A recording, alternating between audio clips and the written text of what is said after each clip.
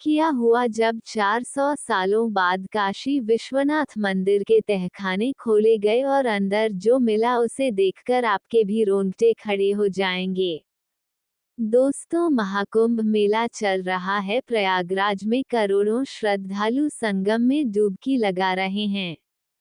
इसी बीच प्रयागराज के ही समीप काशी विश्वनाथ मंदिर में करोड़ों श्रद्धालुओं की भीड़ जा रही है। इसी बीच काशी विश्वनाथ मंदिर में एक बहुत बड़ा चमत्कार हुआ।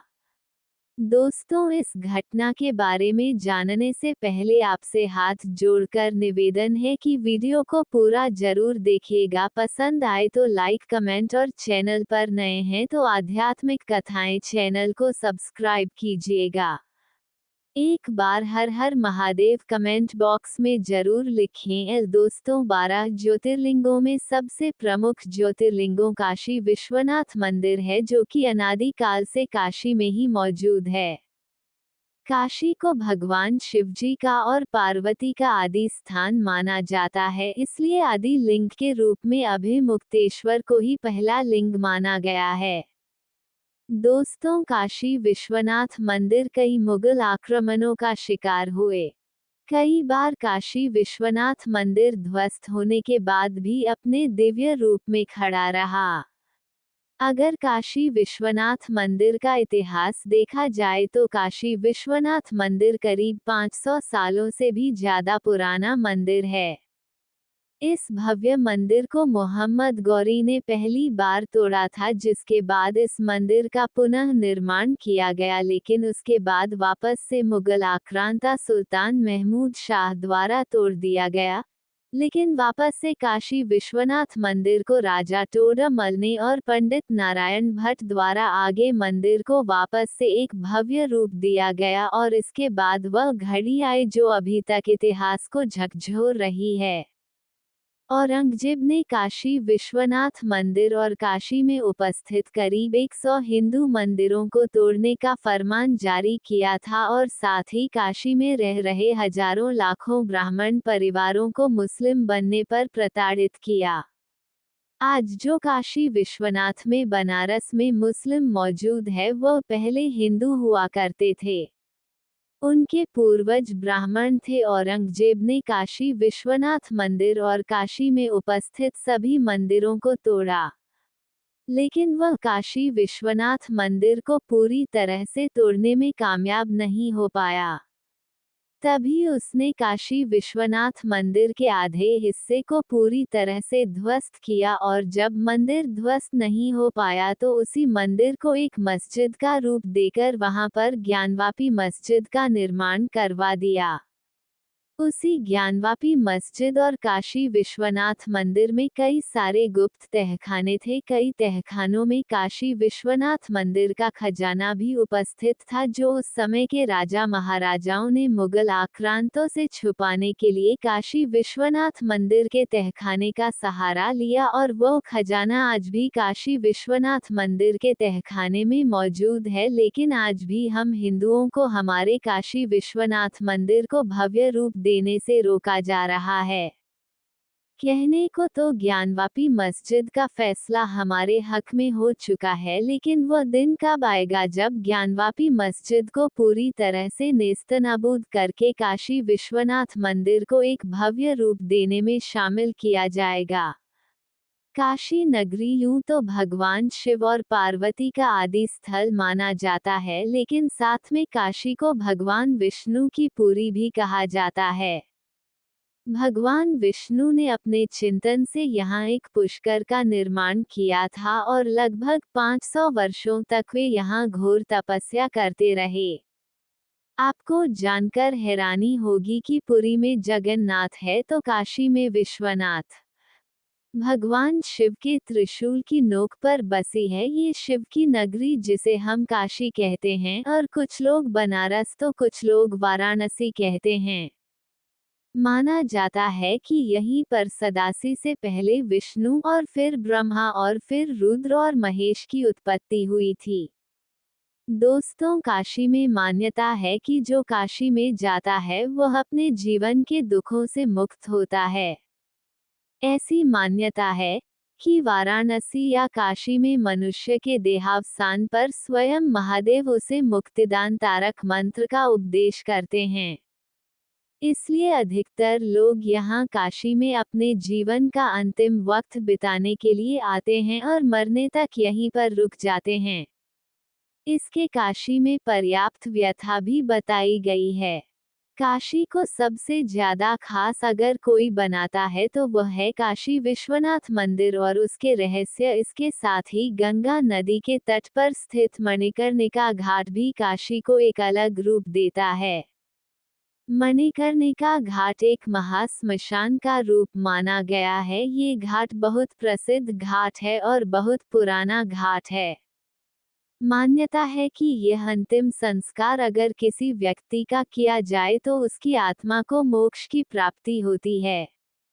मणिकर्णिका घाट का नाम माता पार्वती का कान का फूल यहाँ पर गिर गया था जिसे महादेव के द्वारा ढूंढा गया, इसी कारण का नाम मणिकर्णिका घाट पड़ा। इस घाट पर हमेशा चिताएं जलती रहती हैं। 24 घंटे चिताओं का ढेर लगा रहता है और चिताएं कभी भी नहीं बुझती हैं।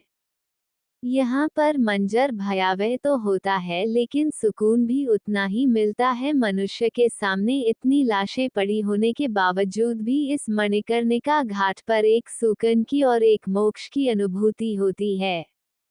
मणिकर्णिका घाट पर होली के पावन पर्व पर चिताओं की राख से होली खेली जाती है। काशी में खेली जाने वाली मशान होली को चिता भस्म होली के नाम से भी जानते हैं।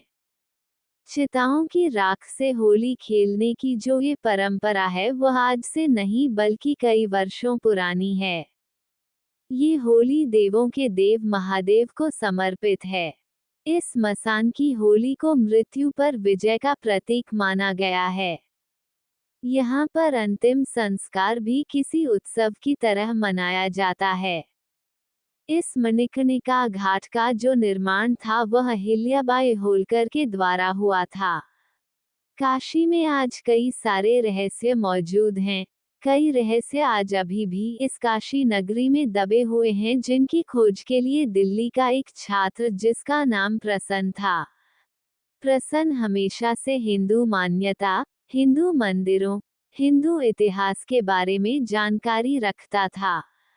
उसको हमारे इतिहास की चीजें बहुत पसंद थी। प्रसन्न काशी विश्वनाथ मंदिर के रहस्यों के बारे में खोजबीन कर रहा था, उसके बारे में पढ़ाई कर रहा था। इसी बीच प्रसन्न को एक खबर मिलती है कि आज भी काशी विश्वनाथ मंदिर के तहखाने में राजा महाराजाओं का और भगवान शिव का खजाना मौजूद है।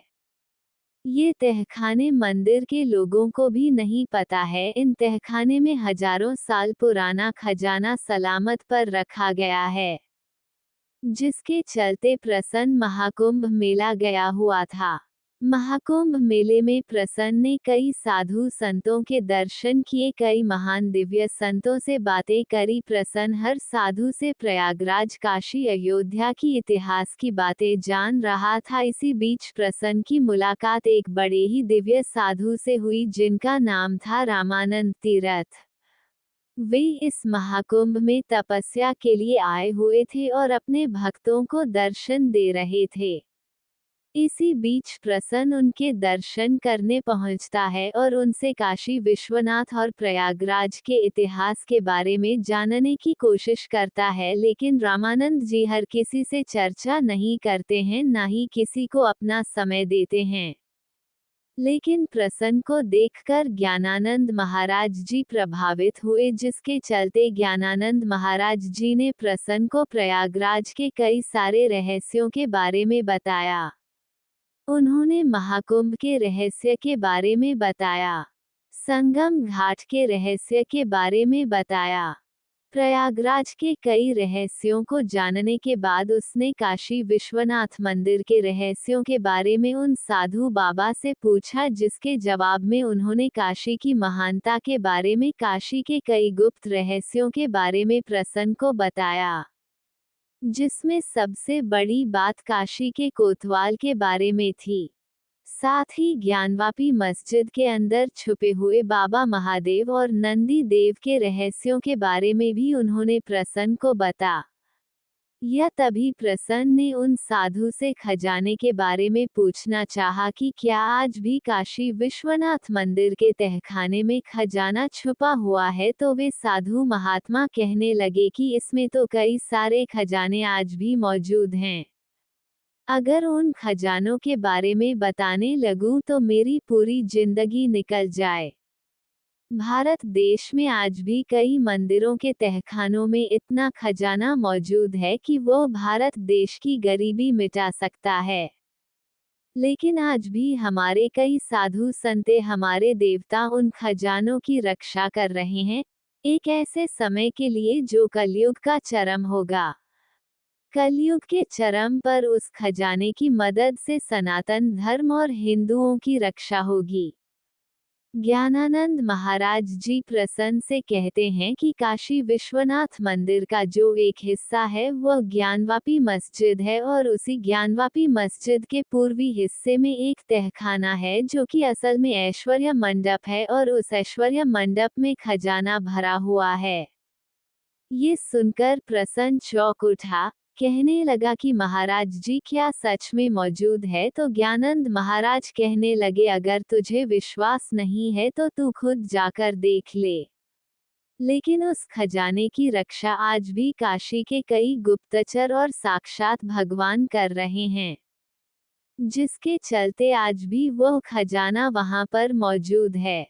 ज्ञानानंद महाराज की बातें सुनकर प्रसन्न के दिमाग में आया कि क्यों ना मैं उस तहखाने को देखने जाऊं।